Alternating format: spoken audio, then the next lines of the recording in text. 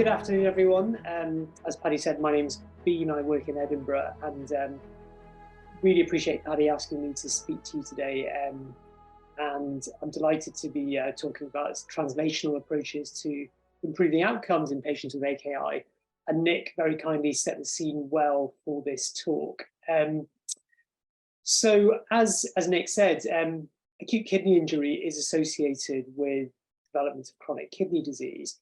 And perhaps slightly different to Nick's data, I mean, my reading of it is that acute kidney injury, whether it recovers or not, is associated with an increased risk of CKD.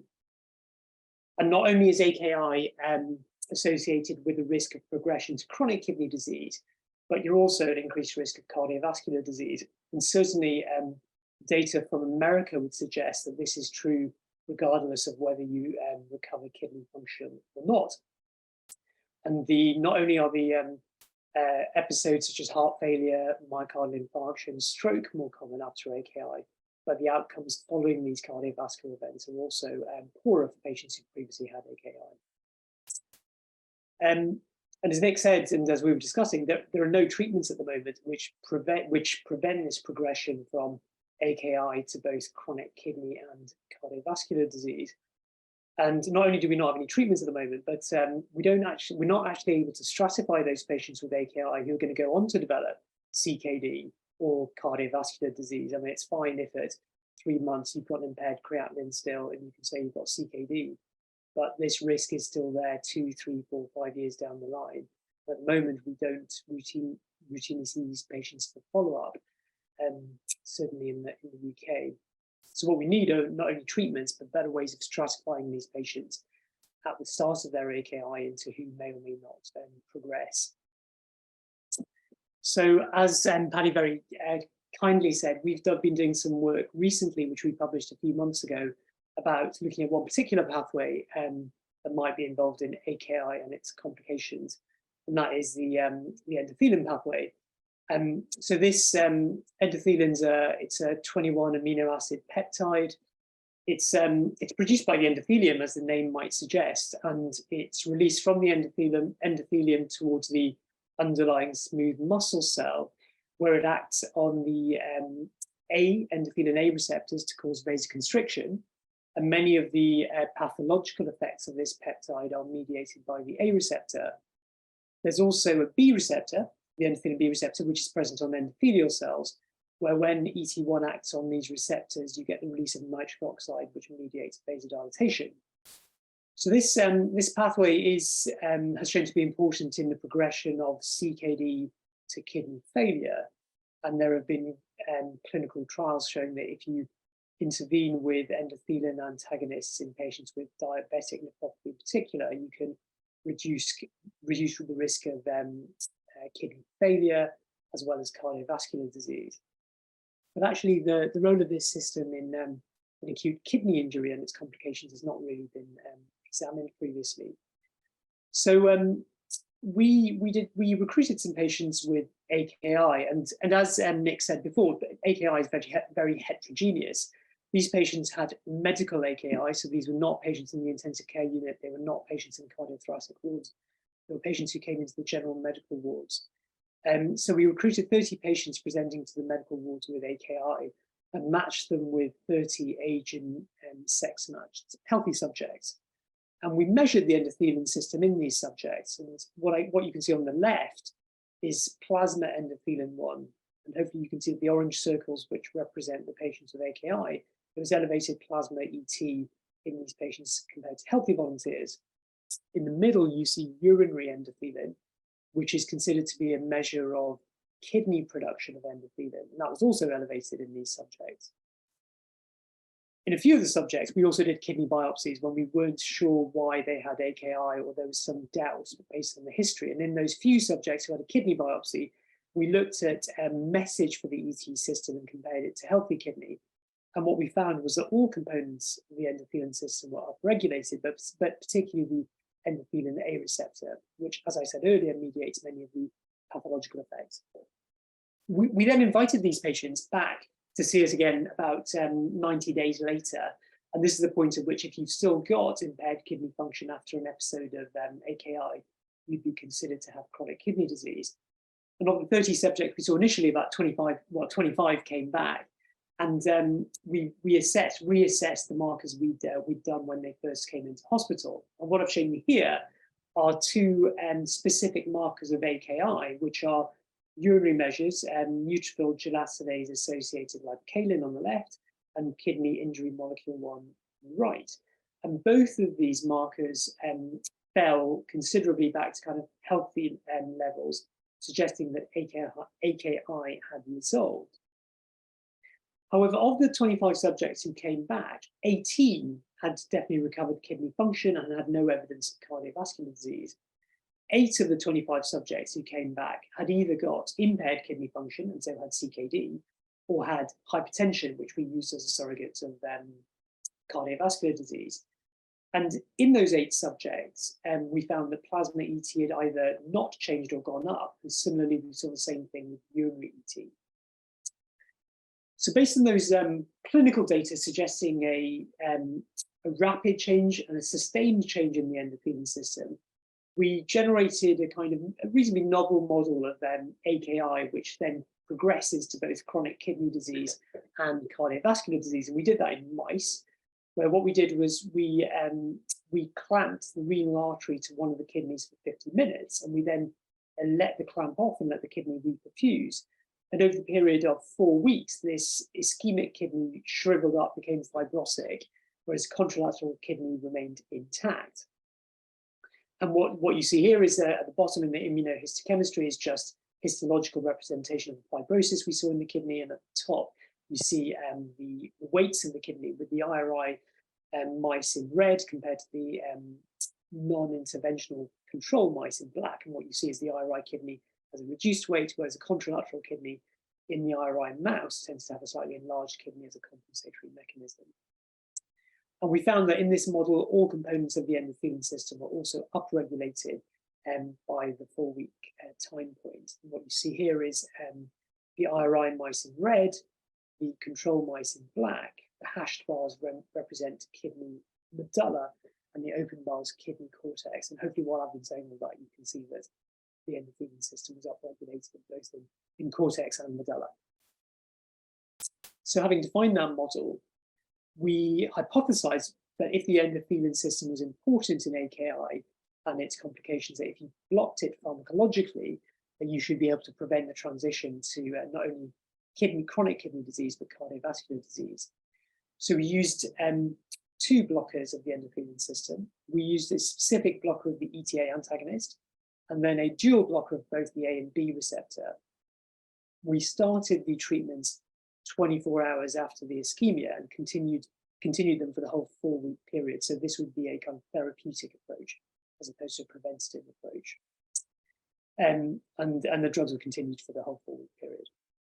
So essentially this slide summarizes about 4 years worth of work. And what you see on the left panel is the IRI kidney in the kind of control, in the mice receiving the kind of vehicle, the IRI kidney looking small, shriveled, fibrotic with the kind of nice looking contralateral kidney. The effect of the blocker that only blocked the A receptor, hopefully you can see both kidneys look quite nice. And actually what we found was it completely blocked all the kidney complications of ischemia, whereas the dual blocker of both the A and B receptor had very little effect. We then looked at a number of factors which underpin this. So here, what I've shown you is fibrosis in the kidney, and I've shown you the kind of red staining, which is picrocereus red in the cortex at the top, and quantification of this in the cortex and the medulla at the bottom. And what you can hopefully see is the red circles at the bottom represent the mice that just underwent IRI with just vehicle treatment. The orange circles are the endothelin A antagonist, and the blue circles are the dual AB antagonist. And this is quantification of the histochemistry shown at the top. And what you see is that the A blocker pretty much prevents fibrosis development with little effect from the dual blocker. Inflammation is quite important in the development of CKD after AKI. So here we used, one of the parameters we looked at was resident inflammatory cells. And here I've shown you the resident macrophages stained with F480. What we saw with IRI was a gradual influx of macrophages into the kidney, which is quantified both in the cortex and medulla at the bottom in the black circles. And we found that there was a reduced infiltration with these cells with the A blocker. I'm not showing you the A and B blocker because we saw no effect. We then took these cells out of the kidney, we extracted them from the kidney and looked at them in terms of their inflammatory profile. And we looked at their production of two pro-inflammatory proteins, interleukin-6 and TNF-alpha. And we also looked at one of the anti-inflammatory proteins, interleukin-10. And IRI was associated with an upregulation, as you might anticipate, of the inflammatory proteins and a downregulation of the anti-inflammatory protein. And there was prevention of this up and down regulation with the TA blocker. We also found that IRI made these macrophages more phagocytic. And interestingly, the A blocker didn't prevent this, it actually made them even more phagocytic than they were previously, which was something we didn't quite anticipate. What about the cardiovascular complications? Well, this is the model defined by blood pressure. And this is blood pressure in conscious mice measured using a technique called radiotelemetry. And what you see in the open circles is just healthy control mice. The black circles represent the effects of IRI on blood pressure. And this is just IRI alone without any additional treatment. And what you see is that following IRI, you get an increase in acute surge in blood pressure, which then settles down. But over the 4-week time course of the study, you still see a rise in an elevation of blood pressure of around 5 to 10 millimeters of mercury. And the endothelin A blocker, as you can see, didn't prevent that initial rise, but it did cause blood pressure drop, which was just about the same, if not slightly lower than baseline levels. In addition to blood pressure, we looked at the systemic vasculature, and we looked at how the aorta and resistance vessels, such as you see in the mesenteric vessels, functioned, and whether their endothelium was working in response to compounds such as acetylcholine, which is a vasodilator, and sodium nitroprusside, which is also a vasodilator, but doesn't rely on an intact endothelium. What we found with IRI in the black circles is that there was endothelial dysfunction, both with acetylcholine and sodium nitroprusside. And this was absolutely prevented in terms of acetylcholine responses with the A blocker, and prevented somewhat in terms of the SMP response. That was a systemic vasculature. We looked at the kidney vasculature as well, and what we've developed in Edinburgh, and I say we very loosely, we can take in a kind of anesthetized mouse, we can expose a kidney, and we can put 2 probes into the cortex and medulla simultaneously and assess blood flow in the cortex and medulla. And we can do this in response to challenge agents such as acetylcholine or angiotensin II, for example, and look at vasodilator and vasoconstrictor responses. And what you can see here on the left is the cortex, the right is the medulla. In a healthy mouse, if you infuse acetylcholine in a healthy mouse with the open circles, you see a nice vasodilatation both in the cortex and in the medulla to some extent. IRI was associated with a reduction in this vasodilatation, which was prevented, this reduction was prevented to a degree by the A blocker. But as I said before, these drugs reduce blood pressure, and we all know that reducing blood pressure is good in kidney disease, or at least in chronic kidney disease. So the next question was, well, could all the beneficial effects we were seeing here, all just a product of lowering blood pressure? So we then tried to tease this out, and we used 2 agents, hydralazine and verapamil, both agents that have been around for many years. Both agents lower blood pressure. Verapamil additionally blocks the endothelin system downstream. And here are the blood pressure effects of hydralazine and verapamil in mice receiving who had IRI done for a period this is blood pressure over a period of 5 weeks with IRI occurring at time 0. And what you can hopefully see with the different circles of green for verapamil and hydralazine gray compared to the endothelin A antagonist is that blood pressure fell to a similar degree. Now, despite blood pressure falling to a similar degree, verapamil, hopefully you can see on the second from right and hydralazine on the extreme right, hydralazine didn't protect the kidneys, whereas verapamil did. So it appeared that blood pressure reduction but endothelin blockade at some point along the pathway was important. And actually, in the interest of time, I'm not going to go into this, but we looked at how verapamil might be protecting the kidneys, and it appeared to protect a number of injurious pathways. So in summary, hopefully I've shown you that certainly in this work, the endothelin pathway, probably alongside many other pathways, is important in mediating the chronic kidney and cardiovascular consequences of AKI. And blocking the A receptor, certainly, whether with slightly more expensive or very cheap drugs, was quite beneficial. And the question we now have is, well, what do we do? How do we do a clinical trial? Which drug do we use? Which patients do we do this in if it's such a heterogeneous population? And can we use other endpoints that, for example, Nick Selby might be developing using MRI as short or medium-term endpoints in these studies? So thank you very much.